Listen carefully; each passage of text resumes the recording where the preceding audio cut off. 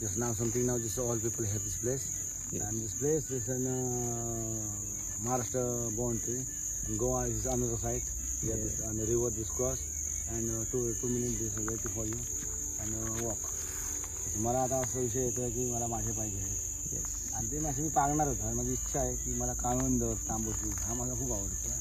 सुंदर असा आता मी नजारा बघतोय. पाणी सुंदर आहे, काने व्याकुळ झाले मासे आणि ते माझ्या गाळ्यात फसणार आहे असं वाटतंय मला.